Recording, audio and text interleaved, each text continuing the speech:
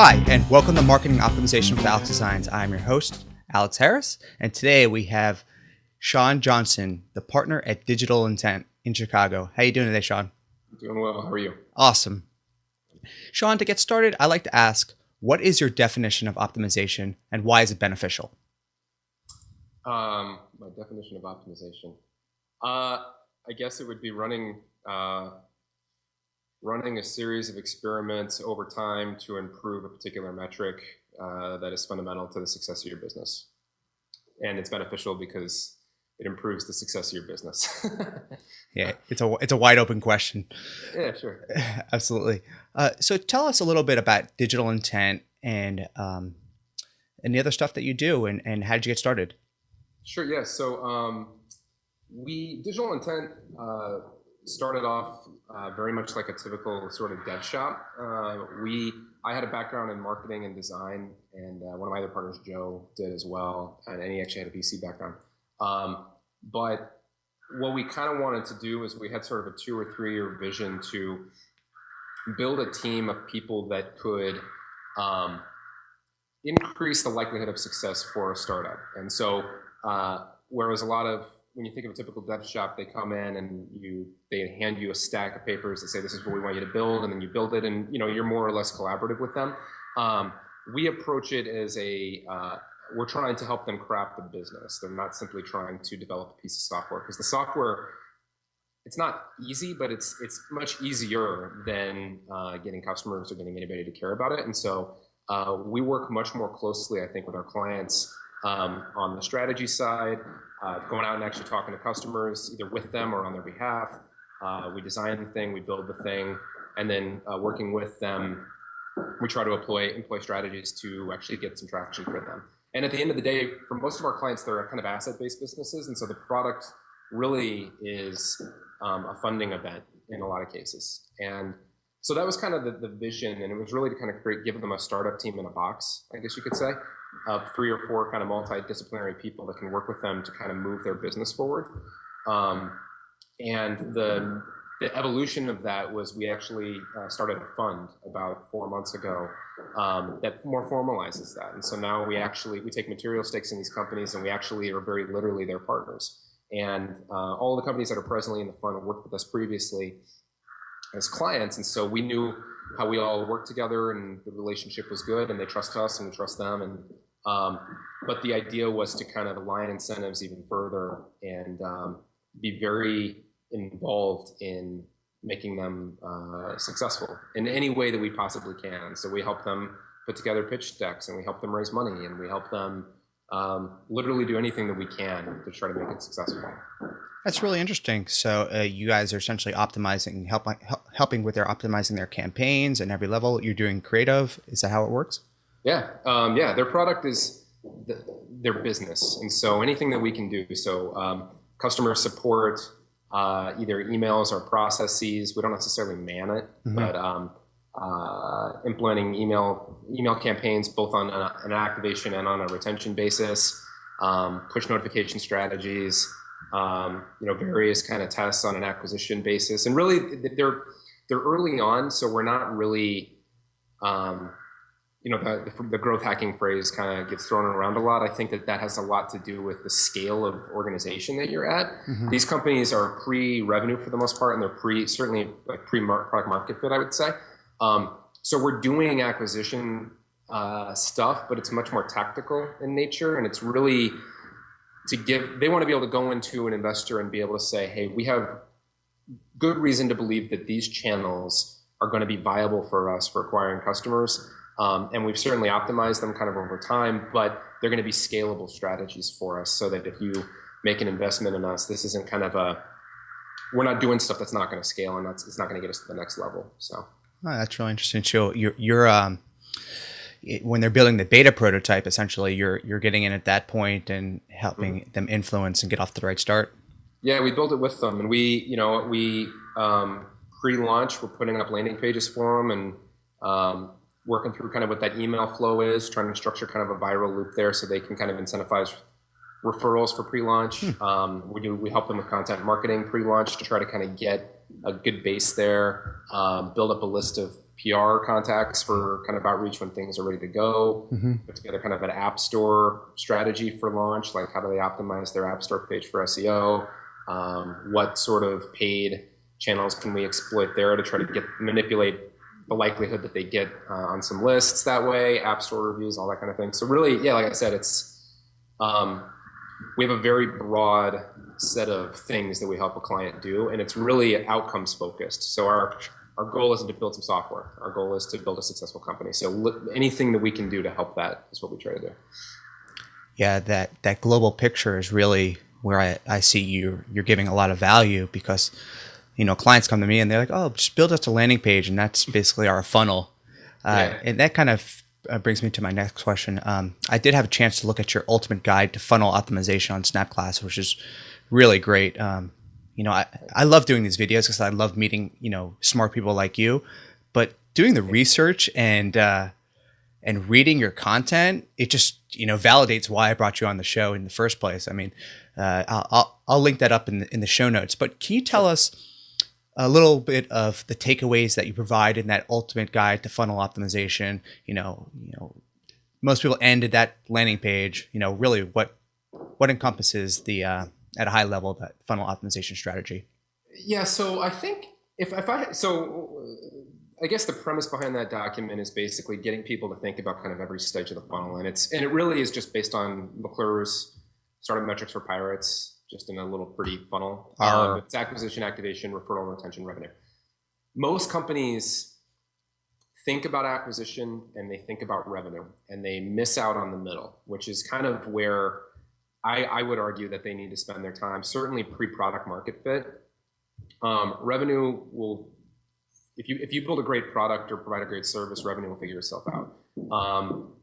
Getting customers, once you have a great product, becomes a lot easier to do. So the ROI on any of the channels that you're going to be doing becomes much, much easier. So really what you want to be spending your time, you need to be doing some stuff on the acquisition side, because you need to get enough customers in there so that you can run meaningful tests. But a lot of your energy needs to be spent on activation. So how, once people get to your homepage, how many of them sign up, to the degree that you have kind of multiple conversions there, or maybe they're not ready to kind of make the leap, but you want to capture their email address. How do you optimize for that? If you're a free to paid SaaS product, what happens during those 30 days once they sign up for free? How's their first time experience when they come onto the site and they're signing up and becoming acclimated with your product? Does that go well? And then what is your kind of email or communication strategy during that trial period to maximize the likelihood of conversion? Are there things that you can do to minimize churn from a retention perspective to kind of increase the lifetime value of a customer? And then from a referral perspective, obviously building a great product maximizes the likelihood of that, but then are there additional things that you can do to remove friction and make it easier for them to refer their friends to your product? And so we try to spend a lot of our time in those areas with our clients to try to build an engine that says, like, once you get a customer in, you have a 30% likelihood of getting them to sign up on that homepage, which is hard to do, but it's possible. X% of them have a good onboarding experience. They come back an average of X number of times, and they tell X number of friends. That if we can give them that, they can go to investors and say, hey, this is my little package, my business here. This money is going to be going a lot towards kind of putting gas into a working car. But yeah, I think that's probably the biggest mistake that a lot of folks make as it relates to kind of this stuff, is they ignore the middle. It's kind of a black box to them. Yeah. They just see kind of traffic coming into the top, and then potentially some money or whatever kind of comes in out of the bottom, but they don't really know or pay attention to kind of the pieces that happen in between, and they're not employing the kind of various levers that you can employ to try to manipulate those parts of the equation. And I know one of the takeaways that I had was, to focus on, I guess, the problem solving related items in the funnel optimization process, and finding one metric that really matters. Sure. Can you give us examples of what that metric should be? I guess in the app or SaaS world, it's churn, but what other metrics, would you consider as high valuable to be mapping out?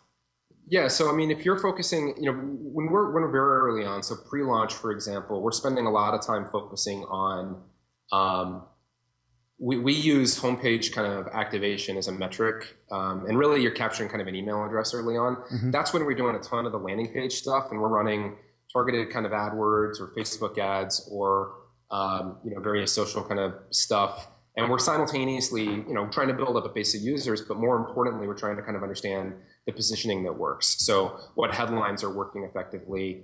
Do big images of people work better than product shots? Is it better if it's a man or a woman? Is it better, blah, blah, blah, blah, blah. Longer form landing pages or simpler landing pages? What are the benefit statements? And so we try to focus on that stuff kind of while we're building the product because it lets us hone in on kind of our marketing strategy kind of going forward. Once they go live and they actually have a product, you're continuing to kind of work on that. But we spend a lot of our time at that point looking at their onboarding process. So, and this is tricky. I mean, a lot of people talk about like the Facebook knows that if you get 10 Twitter followers or 10, you're following 10 people, you're very likely to become a sticky and engaged user. Right. That's a very hard metric to kind of get to. You need a lot of data and a lot of time to kind of stumble towards that. Mm-hmm. But we have found there being a lot of value in kind of making a guess. So if we have a fashion app, if a user comes in X number of times over the first 30 days, how likely are they to kind of become a long-term user? If they like X number of items, if they create a lookbook and actually add some stuff to it, that increases the likelihood. So we pay a lot of attention to those kinds of activities that will make them a retained user, and it starts during the onboarding process. And so from a like a B2C type product or like a social network, you're paying attention to your retention rate. So like monthly actives, daily actives, that kind of thing. And you're doing everything you can to kind of manipulate that part of the equation because daily actives is a really good indicator that you have a sticky product. From a SaaS kind of based business, especially if you're doing like a free trial, everything is about like free to paid conversion. And so what do we do to kind of increase that? Mm-hmm. Further down the road, I think, you look more at things that you can do to manipulate churn and kind of increase lifetime value of the customer and that kind of thing. Mm-hmm. Again, a lot of our clients are so early that that's not that relevant. Right. But yeah, so the I guess the high level thing, and this wasn't our insight. I mean, the whole one metric that matters thing, it really tries to focus. It prevents kind of analysis paralysis for one. Yeah. It gives people a very clear goal that they're going after, and it focuses on kind of an outcome that is actually meaningful. So right. We're all familiar with kind of the vanity metrics thing and all that kind of stuff. The tendency for people when they kind of want to, when we have our progress meetings, to bring you like a keynote document that has like 30 slides on it, and there are these 30 different things that they're trying to optimize for. And they're a very small team, and they have limited time and limited resources, and it's really, really hard to simultaneously optimize all of those aspects of your funnel. And so it's just a much smarter approach. It seems like you're moving slower maybe because you're only focusing on kind of one thing at a time, but right. You end up getting further along when you step back and 12 months down the road. Figuring out what's working and then just throwing gas on it and trying to grow as fast as you can with whatever's working. But it's interesting because I do funnel optimization as well. And this, going through all that data and trying to really figure out how to map it all to customers' behavior and, really niching down even further into your target audience. Yeah. Are you doing that through Kissmetrics? Is there software that you use? Are you doing mind maps? How do you, is there just a big whiteboard full of data? No. We use Kissmetrics and Mixpanel as well. Okay. And then we use we look at our own data, like our own logs, and our devs kind of give us reports that we think are relevant. Mm-hmm. I think that Mixpanel and Kissmetrics are really, really useful in that they both track to specific users. So that stuff's super valuable.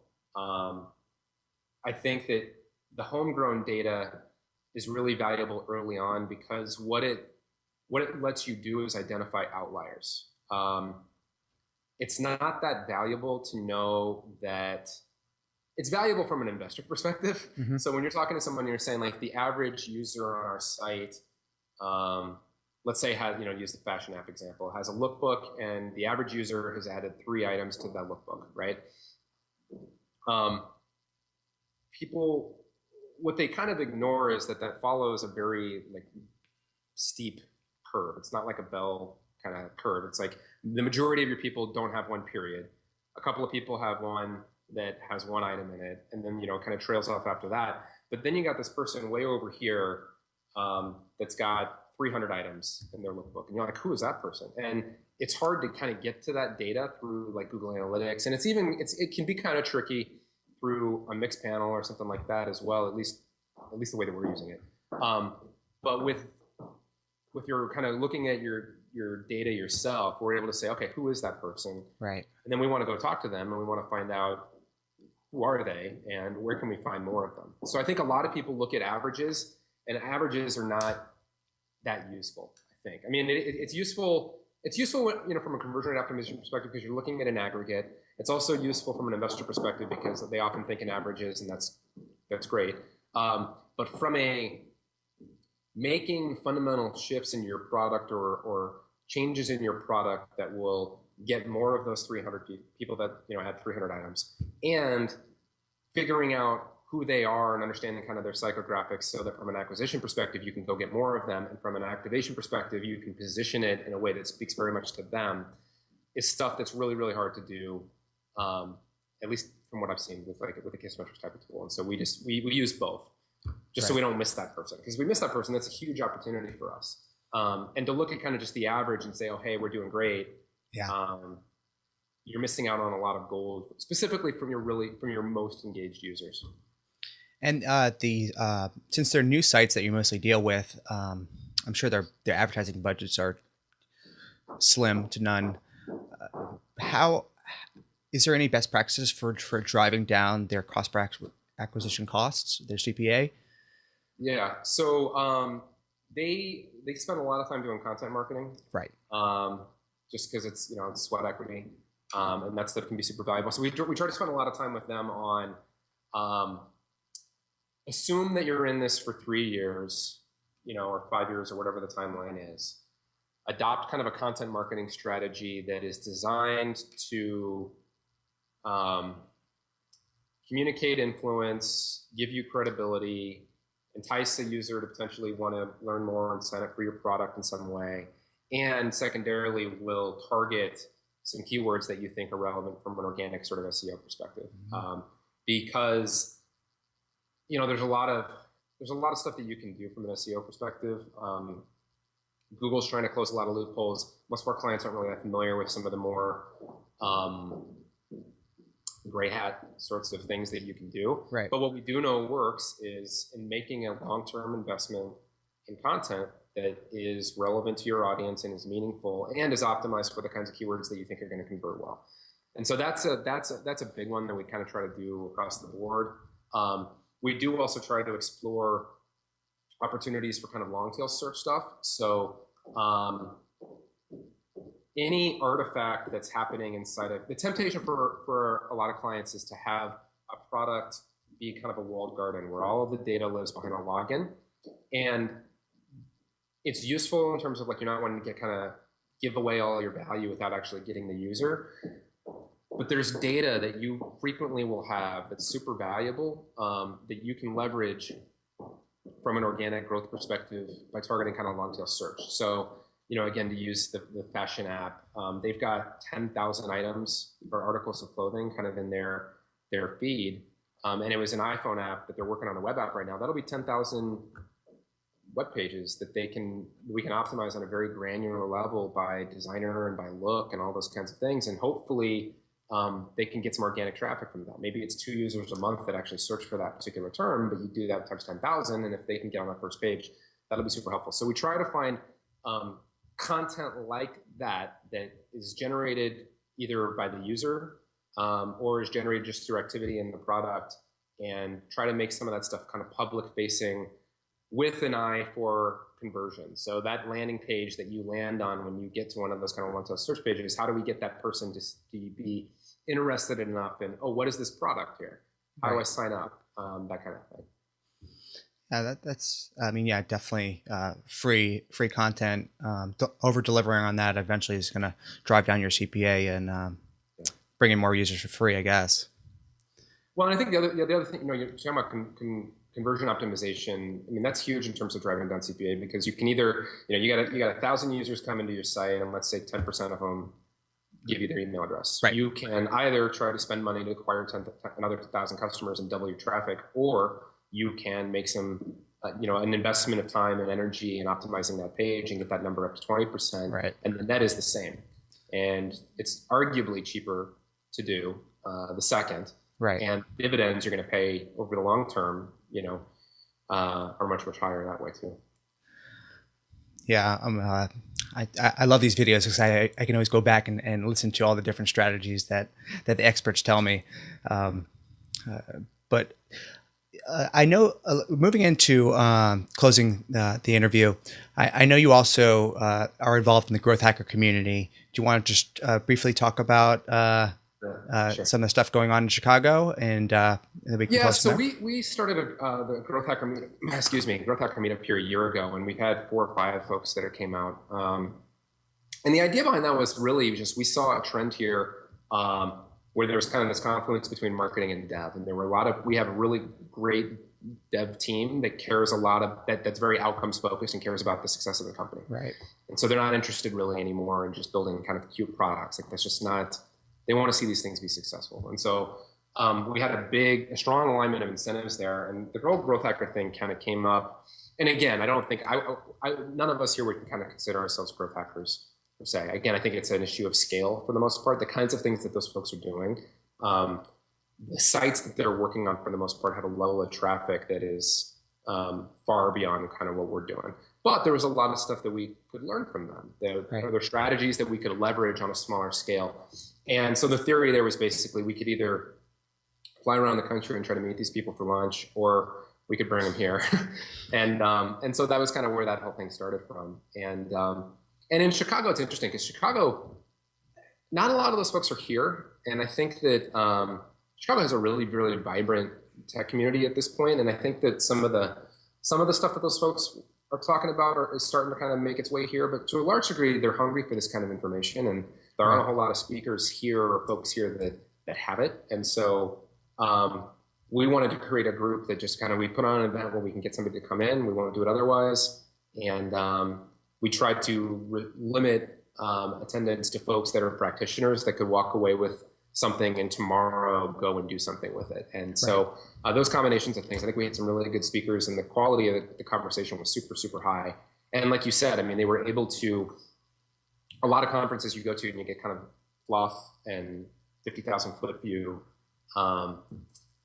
determine what your objectives are and blah, blah, blah, blah, blah. And these guys got into some real detail, and it was super helpful for the folks that were there, because they already kind of know what their objectives are, and they're looking for kind of ways to move the needle in a tangible way. So, yeah, I see, a lot of people call themselves growth hackers or conversion rate optimization people or landing page experts. And, I don't think it's a bad thing. I think it's good for the space. More competition, the better. Gets more visibility and gets more of the general non-marketers doing the stuff. So, well, and I think it does apply, I think a lot of the folks that really consider themselves to do it, they bristle at the suggestion when you read that there's like 3,000 job postings that are called growth hacker on the internet or whatever, and my God, there aren't 3,000 people that know how to do this, and that's true. But I do think it is a shorthand term that describes a particular type of person that is different than if you just said a marketer. Because if you talk about social, for example, from a traditional marketer's perspective, they're talking about social media campaigns and how to get Facebook likes and all those kinds of things. Where if you talk to someone who's kind of a growth hacker, they're talking a lot more, who has that mindset. They're looking a lot more about how do I leverage the social graph, or how do I improve my kind of invite referral mechanism, or how do I kind of tap into all of the data that's kind of available through the social graph to increase conversion and all of those kinds of things. So it's just it's a different mindset, I would say. And so I think it is very valuable as a term from that perspective. And there will be more and more people that actually have the kind of skill set to back it up. Sure. Well, I really appreciate your time, and let's close by telling people how they can get in touch with you. You can email me. It's just sean.johnson@gmail. If you are a startup and you are what we do kind of is interesting to you and you're missing some pieces, you can reach out to us at digintent.com. Or you can follow me on Twitter at Intentionally. Intentionally. Awesome. Well, I really appreciate your time and have a great day. Yeah, you too.